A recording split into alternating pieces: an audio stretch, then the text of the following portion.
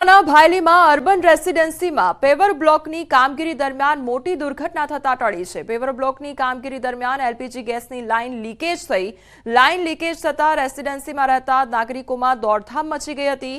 આ બાબતની ફાયર બ્રિગેડને જાણ કરાતા ફાયરના જવાનો સ્થળ પર દોડી આવી અર્બન રેસિડેન્સી ખાલી કરાવી જગ્યાને કોર્ડન કરી દીધી હતી। ત્યારબાદ તાત્કાલિક ગેસ એજન્સીના કર્મચારીઓને બોલાવી સ્થિતિ કાબૂમાં લીધી હતી। સમયસર જાણ થતાં મોટી જાનહાનિ થતા ટળી હતી। भारतीय वायुसेना द्वारा कच्छ में एर शो करवामां आवशे। सूर्यकिरण एरोबेटिक टीम हवाई करतब देखाडशे त्यारे भुज साथे नलियामां पण आ एर शो योजवामां आवशे अने नलियामां 29मीए भुजमां 31मीए एर शो योजवामां आवशे। तो माहिती मळी रही छे के सफेद रણના अवकाशमां लड़ाकू विमानोना दिलधड़क करतब जोवा मळी शके छे। सूर्यकिरण टीमनी सत्तावार जाहेरात बाद लोकोमां भारे उत्साह जोवा मळी रह्यो छे। कांठामां इनामी ड्रॉ मामले वधु एक फरियाद दाखल करवामां आवी छे। 23 मार्चे श्री हरेश्वर महादेव जूना नेसड़ा लाभार्थी इनामी ड्रॉ अने भव्य डायरानुं आयोजन करवामां आव्युं हतुं। जो के आ ड्रॉ योजाय ते पहेला ज पोलीसे 3 इसमो सामे गुनो दाखल कर्यो छे। इनामी ड्रॉना आयोजक फतुसिंह राठोड તેમજ પીરસિંહ રાઠોડ અને ગોવિંદસિંહ રાઠોડ સામે ગુનો દાખલ કરવામાં આવ્યો છે। ઉલ્લેખનીય છે કે ધાનેરા, ડીસા, થરાદ વિસ્તારમાં અત્યાર સુધી ડ્રો મામલે 5 ફરિયાદો દાખલ થઈ ચૂકી છે।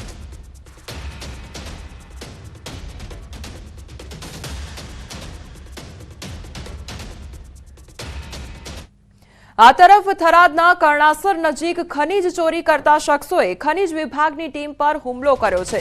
थरादना कर्णासर पाटिया नजीक तळावना खोदकाम करता समये खाण खनिज विभागे दरोड़ा पाड्या हता अने ते समये खाण खनिज विभागना सुपरवाइजर, सिक्योरिटी गार्ड सहित 3 लोकोने मार मारवामां આવ્યો છે। એટલું જ નહીં, સિક્યોરિટી ગાર્ડ પાસેથી પિસ્તોલ લઈ જાનથી મારી નાખવાની ધમકી પણ આપવામાં આવી છે। ત્યારે ખાણ ખનિજ વિભાગના અધિકારી જયેશ પટેલે પોલીસ મથકે 50 થી 60ના ટોળા સામે ફરિયાદ નોંધાવી છે।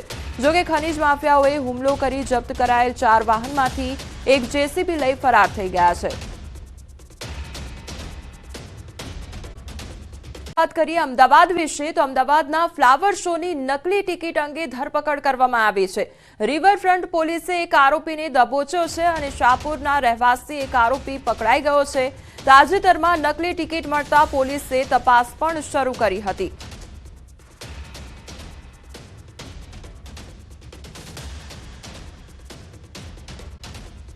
સતત બીજા દિવસે ડિમોલિશનની કામગીરી હાથ ધરવામાં આવી છે અને બાલાપરમાં 66 જેટલા દબાણો दूर કરવામાં આવ્યા છે અને 12,500 ચોરસ ફૂટ જગ્યા પર દબાણ दूर કરવામાં આવ્યા છે। તો પોલીસના ચાંપતા બંદોબસ્ત સાથે ડિમોલિશનની કામગીરી કરવામાં આવી રહી છે। તો સરકારી જમીનો પર દબાણ दूर કરવામાં આવ્યા હતા અને બેટ દ્વારકામાં સતત બીજા દિવસે દબાણ હટાવવાની કામગીરી યથાવત રાખવામાં આવી છે। બેટ દ્વારકાના બાલાપર વિસ્તારમાં તંત્ર દ્વારા 66 થી વધુ દબાણો હટાવી દેવામાં આવ્યા છે। कुल 12,500 ચોરસ મીટર જગ્યા પરનું દબાણ दूर કરવામાં આવ્યું છે। લગભગ 6.76 કરોડની કિંમતની સરકારી જમીન પર દબાણ હટાવી દેવામાં આવ્યું છે।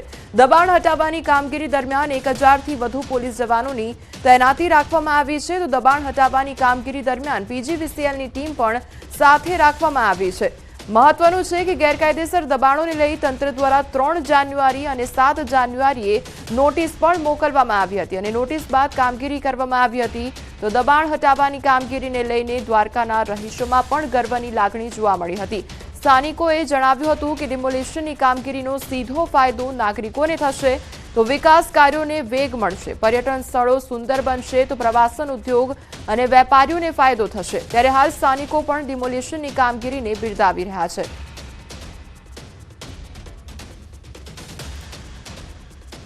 દાદાનું બુલડોઝર જ્યારે હોય ત્યારે ગેરકાયદેસર કોઈ પણ પ્રકારના દબાણ ચાલતા નથી, કોઈ પણ પ્રકારની ઓળખાણ પણ ચાલતું નથી। જ્યાં ગેરકાયદેસર દબાણ હોય છે ત્યાં દાદાનું બુલડોઝર ફરી વળે છે અને એનો ફાયદો કેવા જાય તો એ જ્યાંથી દેશ વિદેશથી આવતા યાત્રાળુ હોય કે તે ગામના લોકો હોય, તમામ લોકોને વ્યાપારની દ્રષ્ટિએ અને વિકાસની દ્રષ્ટિએ તમામ પ્રકારનો ફાયદો થાય છે।